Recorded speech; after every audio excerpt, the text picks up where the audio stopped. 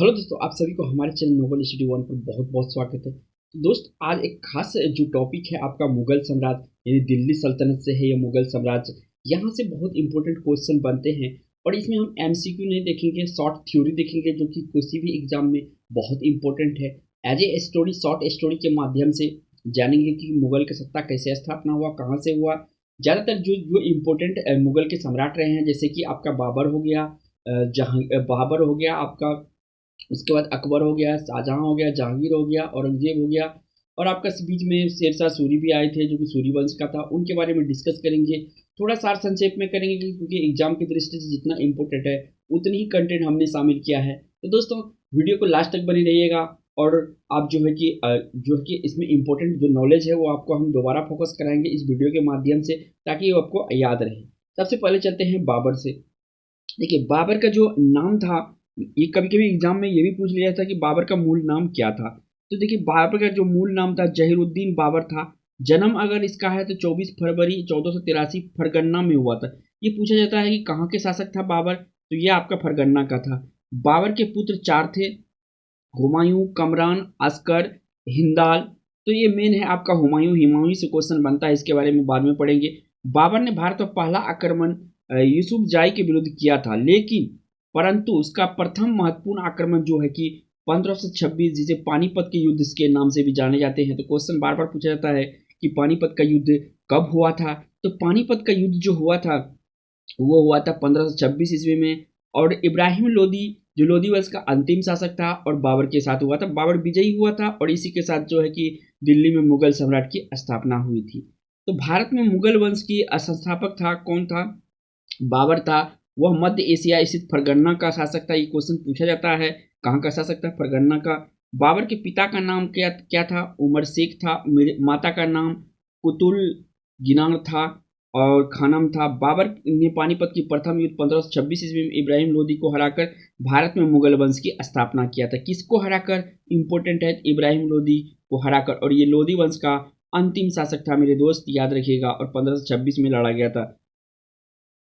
बाबर की मृत्यु की बात करते हैं तो बाबर की जो मृत्यु हो गई थी 1530 ईस्वी में हुई थी। और इसको जो पहले दफनाया गया था आगरा के आराम बाग में हुई थी। अकबर ने बाबर का मकबरा आगरा से काबुल स्थानांतरित करवाया। बाबर अपनी उदारता के कारण इसे कलंदर के नाम से जाना जाता है। तो क्वेश्चन बनता है कि कलंदर के नाम से कौन सा मुगल सम्राट जाना जाता है? तो यही है आपका बाबर जाना जाता है। बाबर ने मुबाइन नामक उपाध्य शैली का विकास किया था। देखिए दोस्तों, ये इंपॉर्टेंट क्वेश्चन है। आजकल जो एग्जाम में दाएं बाएं से क्वेश्चन किया जाता है, तो याद रखिएगा बाबर किस कौन सा वाद्य यंत्र में पारंगत था? तो ये मुबाइन वाद्य यंत्र में। नेक्स्ट आ जाता है आपका, इसी का बेटा था, बाबर का ही बेटा था हुमायूं। इनके बारे में भी क्वेश्चन बनता है, तो यहाँ से भी देख लेते हैं। ये भी एक शासक था आपका मुगल सम्राट का। तो इसका जो पूरा नाम था ये देख लेते हैं।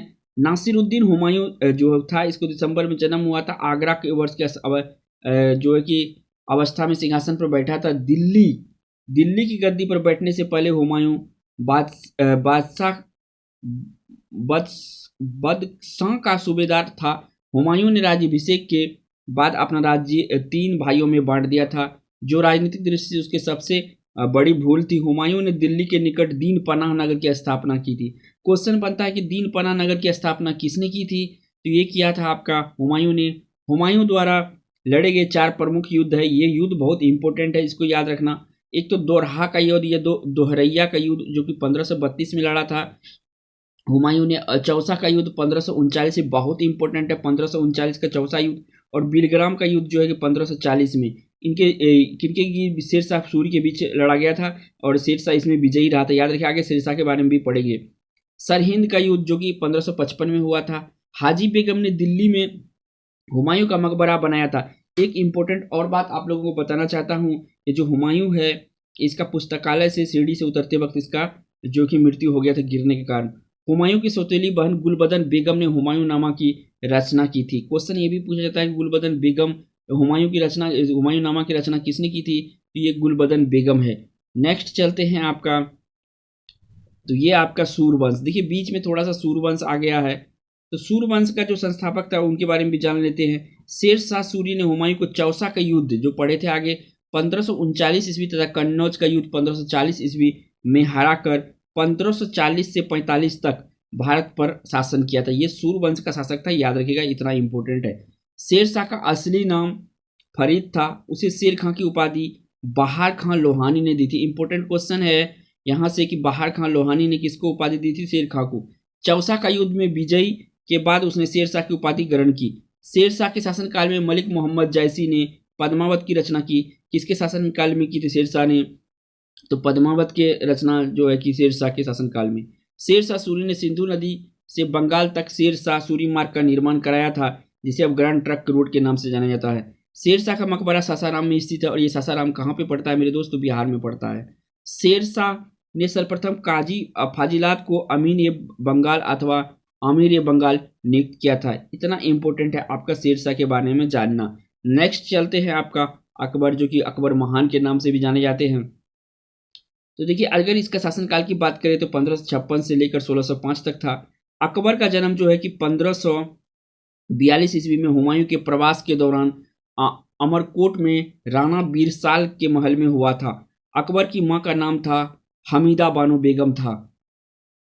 अकबर का राज्याभिषेक 1556 ईस्वी में कालानौर में हुआ था, और 1560 ईस्वी तक जो है कि अकबर ने बैरम खां के संरक्षण में शासन किया था। याद रखना पड़ता है कि बैरम खां के संरक्षण में ये 4 साल शासन किया था। कौन किया था? अकबर, क्योंकि अकबर उस समय नाबालिग था।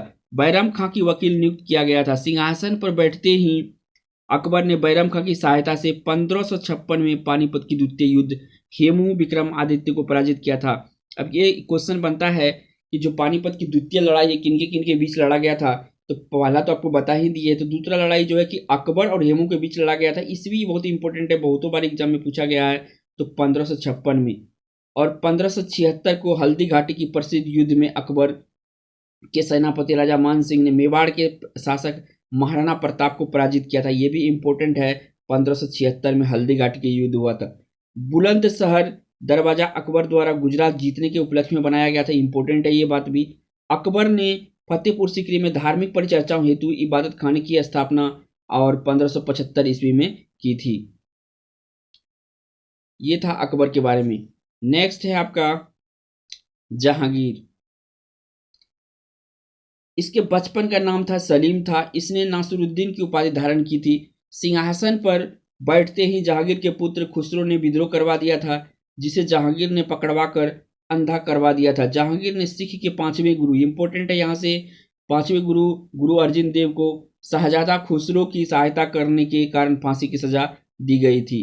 तो याद रखिएगा कि जो गुरु अर्जुन देव है, इसका हत्या किसने की थी? तो जहांगीर ने की थी। जहांगीर ने 1611 ईस्वी में शेर अफगान की विधवा मेहरुन्निसा से विवाह किया, जो बाद में नूरजहां के नाम से प्रसिद्ध हुई। जहांगीर ने अकरीजा के नेतृत्व में आगरा में चित्रशाला की स्थापना की थी। नूरजहां की मां असमत बेगम ने गुलाब से इत्र निकालने की विधि खोजी थी। किसकी मां ने खोजी थी? नूरजहां की मां असमत बेगम, याद रखिएगा, गुलाब से इत्र निकालने की। जहांगीर ने फारसी में अपनी आत्मकथा तुजु के जहांगीर की रचना की थी। तो किसने अपनी आत्मकथा फारसी भाषा में लिखी थी? तो ये जहांगीर लिखी थी, और ये तुजु के जहांगीर के नाम से था। और 1627 में जहांगीर की मृत्यु हो गई। जहांगीर के मकबरे का निर्माण नूरजहां ने लाहौर के निकट शाहदरा नामक स्थान पर करवाया था। कि ये शाहदरा लाहौर में पड़ता है। तो पूछा जाता है क्वेश्चन कि जहांगीर का जो है मकबरा कहाँ पर है? तो ये आपका लाहौर में है। नेक्स्ट है आपका शाहजहां। अगर इनके शासनकाल की बात करें तो 1627 से लेकर 1658 तक। शाहजहां जोधपुर के शासक उदय सिंह की पुत्री जगत गोसाई का पुत्र था।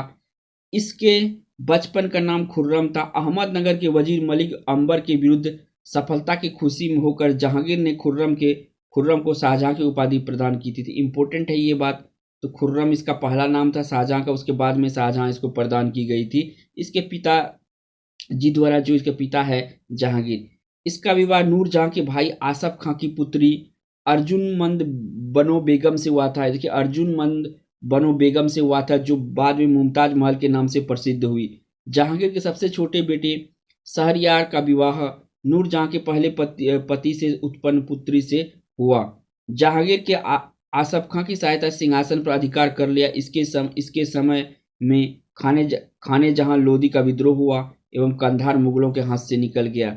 तो देखिए क्वेश्चन बहुत ही इंपॉर्टेंट है, क्योंकि एग्जाम में जो है कि दाएं बाएं से क्वेश्चन घुमाया जाता है।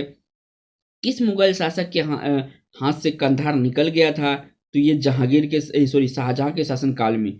शाहजहां ने दिल्ली के निकट शाहजहानाबाद नगर की स्थापना की और आगरा से राजधानी स्थान पर परिवर्तित की। इसे आजकल पुरानी दिल्ली के नाम से जाना जाता है, पुकारा जाता है। देखिए इंपॉर्टेंट बात यह है कि किसने जो है कि आगरा से दिल्ली अपना राजधानी को हस्तांतरित किया था? तो ये था आपका शाहजहां।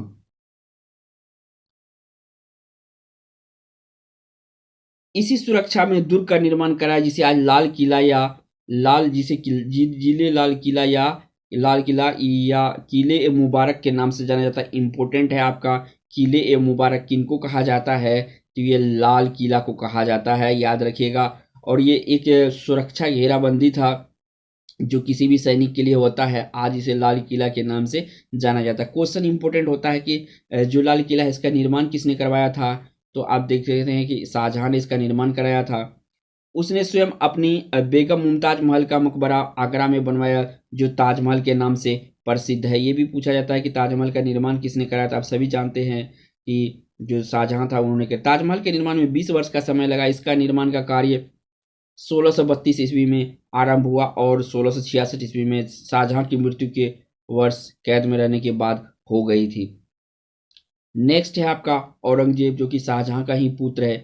तो देखिए औरंगजेब का शासनकाल की बात करें तो 1658 से लेकर 1707 तक था इसका।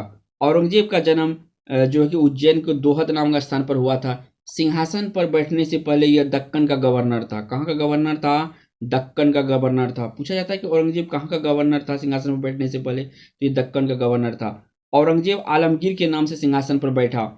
उसने 2 बार राज्याभिषेक कराया था। यहाँ से इंपॉर्टेंट क्वेश्चन बन जाता है कि दोस्त कि कौन ऐसा मुगल सम्राट था जिन्होंने 2 बार अपना राज्याभिषेक कराया था? तो ये था आपका औरंगजेब। सम्राट बनने के उपरांत औरंगजेब ने जनता के आर्थिक कष्टों को निवारण हेतु राहतदारी और पानदारी प्रथा चलाया था। तो ये राहतदारी और पानदारी प्रथा चलाने वाला जो मुगल सम्राट था वो था आपका औरंगजेब।